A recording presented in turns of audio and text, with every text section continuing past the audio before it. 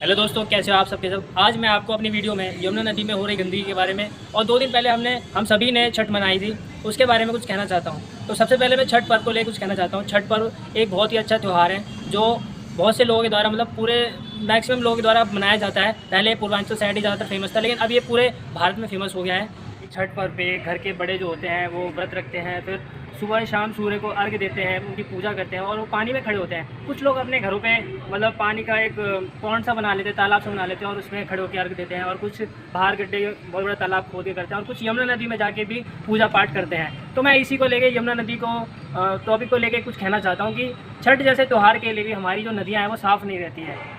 छठ जैसे त्यौहार पे भी हमारी जो नदियाँ हैं वो साफ़ नहीं रहती है और इसका सबसे बड़ा कारण है हम जैसे लोग और हमारे देश की मीडिया और जो हमारे नेता हैं वो इस चीज़ पर फोकस नहीं करते हैं। बस जब कोई त्यौहार आता है वो तभी बोलते हैं और बस साफ़ सफाई के नाम पे कुछ 1-2 कर्मचारी लगा देते हैं और 1-2 कर्मचारी लगाने से कोई सफाई नहीं होती है और कहते हैं कि हमने सफाई करा दी। नदी इस तरह से साफ़ नहीं होगी कि आपने एक कर्मचारी लगा दिया और वो झाग साफ़ करने में लगा पड़ा। ये वीडियो मैंने यूट्यूब पर देखा था कि एक कर्मचारी पानी मार के झाग साफ़ कर रहा था। इस तरह से यमुना नदी या कोई नदी साफ़ नहीं होती है। सबसे पहले आपको उसका कारण जानना होता है कि वो गंदगी क्यों हो रही है, उसके अंदर इतना केमिकल कहाँ से आ रहा है, उसके आसपास कौन कौन सी इंडस्ट्री जो अपना केमिकल वेस्ट उस नदी में डंप कर रही है, उनके पास लाइसेंस है या नहीं है डंप करने के लिए, या फिर उनके पास वो जो केमिकल वेस्ट है उसको रीयूज़ या रिसाइकिल करने के लिए कोई रीज़न है या कोई जगह है या नहीं है।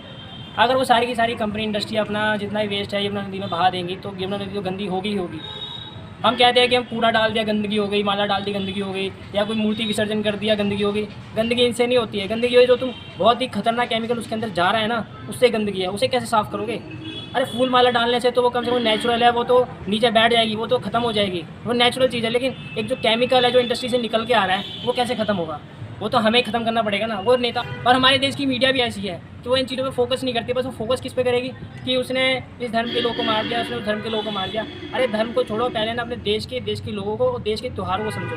अगर आप चाहते हो कि हमारे देश के लोग अच्छे से त्यौहार मनाएं, साफ़ नदी में, सुथरी नदी में त्यौहार मनाएं, छठ जैसे त्यौहार को साफ़ नदी में अगर मनाना चाहते हो तो अच्छे से न्यूज़ को अपने चैनल पे दिखाओ। ये नहीं कि हमारा धर्म खतरे में है या वो खतरे में है। अरे पहले रीज़न देखो, तुम जो इंडस्ट्री का वेस्ट जा रहा है ना उसके अंदर, पहले उस पर फोकस करो, वहाँ की जाके न्यूज़ बनाओ। लेकिन आप बनाओगे नहीं, क्यों? आपको डर लगता है। हम अपने देश में अपनी नदियों को माता की तरह मानते हैं, उन्हें पूजते हैं, उनकी पूजा करते हैं। विदेश में भी नदियाँ हैं, वो मानता हो कि वो इतना उन्हें माता वगैरह नहीं मानते, वो सिर्फ रिवर बोलते हैं उन्हें। लेकिन हम अपने देश में नदियों को माता मानते हैं और उन्हें ही गंदा कर देते हैं। लेकिन विदेश में ऐसा नहीं है, वो उन्हें रिवर ही बोलते हैं, उन्हें साफ़ रखते हैं, उसमें कचरा तक नहीं डालते हैं क्योंकि उन्हें गंदगी पसंद नहीं है। अगर कोई इंडस्ट्री उस नदी में गंदगी फैला रही होगी या केमिकल वेस्ट डाल रही होगी तो वो उस पर एक्शन लेते हैं। लेकिन यहाँ ऐसा कुछ नहीं है। सबको ऐसा मकसद था कि हम जो बातें बड़ी बड़ी करते हैं कि हमारी नदी साफ़ है, हमारा देश इतना आगे, अरे आगे तभी होगा जो हम इन छोटी छोटी चीज़ों पे फोकस करेंगे। अगर हम इन छोटी छोटी चीज़ों पर ही फोकस नहीं करेंगे तो यही छोटी चीज़ें बहुत बड़ी बन जाती हैं।